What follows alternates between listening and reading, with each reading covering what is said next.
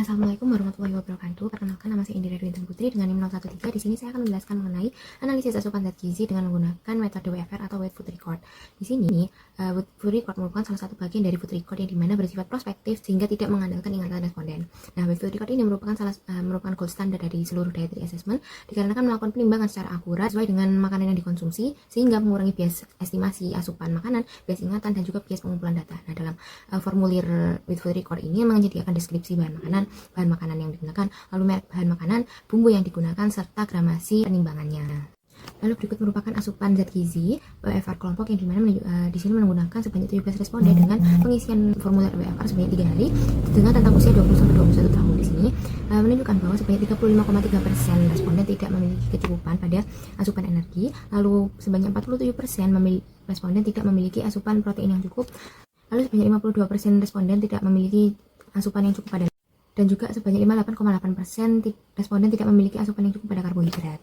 Untuk pada perhitungan asupan zat gizi, di sini membandingkan dengan WNPK untuk asupan energi yang dimana dalam rata-rata kelompok di sini hanya menunjukkan 1371 kilokalori per harinya, sehingga hanya tercukupi sebesar 60,9% dari kecukupan WNPG. Lalu pada zat gizi makro di sini menggunakan rentang AMDR berdasarkan rata-rata kelompoknya ini hanya asupan lemak yang dapat tercukupi berdasarkan dari rata-rata kelompok yang telah ada, kecuali pada karbohidrat dan protein yang tidak tercukupi. Namun pada asupan tiap individunya protein ini berhasil dikonsumsi secara cukup berdasarkan rentang AMDR sebanyak 47% responden. Lalu pada lemak di sini berhasil dikonsumsi sebanyak 41,4% secara cukup. Lalu pada karbohidrat di sini dapat dikonsumsi secara cukup pada 5,8% responden. Lalu berikut merupakan asupan zat gizi makro dalam data kelompok yang dimana menunjukkan bahwa mayoritas asupan zat gizi mikro memiliki asupan yang kurang, kecuali pada asupan zinc dengan asupan berlebih sebesar 116%. Lalu pada bahan makanan tambahan dalam data kelompok di sini menunjukkan asupan yang rendah pada gula yang di bawah dari 50 gram per harinya. Lalu berikut merupakan data responden AC secara lengkap dengan melakukan perhitungan BMR dan juga SDA serta energi aktivitas fisik untuk mengetahui berapa kebutuhan dari responden AC per harinya. Lalu berikut merupakan WFR responden AC yang menunjukkan bahwa responden AC ini memiliki konsumsi yang sering pada bahan makanan ayam. Lalu pada weekday, yaitu hari Selasa dan juga Kamis, menunjukkan bahwa responden AC ini memiliki konsumsi makanan berat sebanyak 3 kali. Berbeda dengan weekend, responden AC hanya mengonsumsi makanan berat sebanyak 2 kali, yaitu pada hari Sabtu. Lalu berikut merupakan analisis asupan zat gizi WFR pada responden AC yang menunjukkan bahwa di sini jenis ragam pangan yang dikonsumsi oleh responden AC pada hari Kamis ini memiliki lebih banyak daripada hari lainnya. Hal itu menyebabkan asupan zat gizi responden AC pada hari Kamis ini lebih banyak dan lebih tinggi daripada kedua hari lainnya. Begitu juga dengan zat gizi mikro yang memiliki asupan tinggi pada hari Kamis, yaitu pada kalsium dan juga zinc.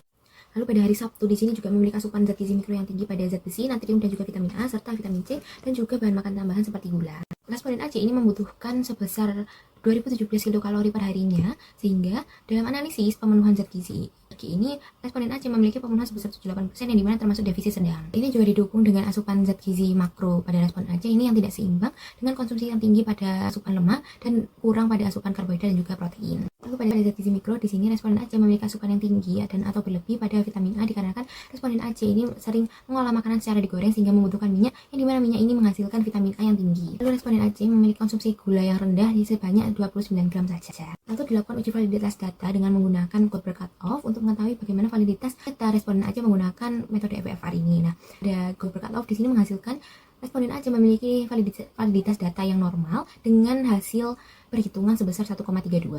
Lalu berikut merupakan perbandingan dari asupan zat gizi individu dan juga kelompok yang dimana menghasilkan bahwa asupan zat gizi individu ini lebih rendah daripada asupan zat gizi kelompok secara mayoritas. Sehingga dapat disimpulkan bahwa responden AC ini membutuhkan lebih banyak konsumsi kepada karbohidrat, protein hewani, sayuran, dan juga buah-buahan segar untuk menambah asupan karbohidrat, protein, dan juga zat gizi mikro lainnya.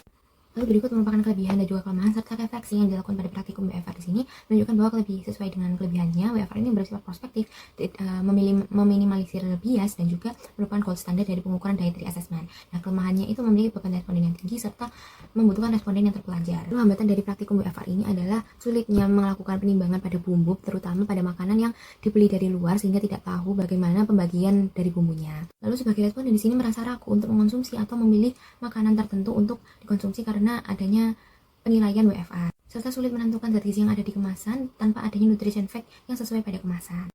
Lalu pada sisi enumerator di sini kurangnya komunikasi kepada responden sehingga responden lupa untuk menimbang BDD.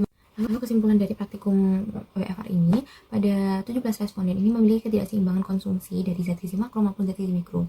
Sedangkan pada responden AC di sini menunjukkan bahwa responden AC memiliki kecenderungan yang tinggi pada asupan lemak, namun memiliki kecenderungan yang lemah pada asupan zat gizi mikro kecuali pada zinc dan juga vitamin A. Lalu saran yang dapat dilakukan ke depannya adalah merincikan bumbu yang digunakan seperti bahan makanannya, lalu juga memerlukan arahan yang jelas dari enumerator kepada responden, serta menjaga motivasi responden dengan menjelaskan manfaatnya dari penilaian asupan konsumsi makan ini.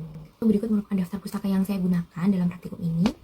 Sekian, terima kasih. Wassalamualaikum warahmatullahi wabarakatuh.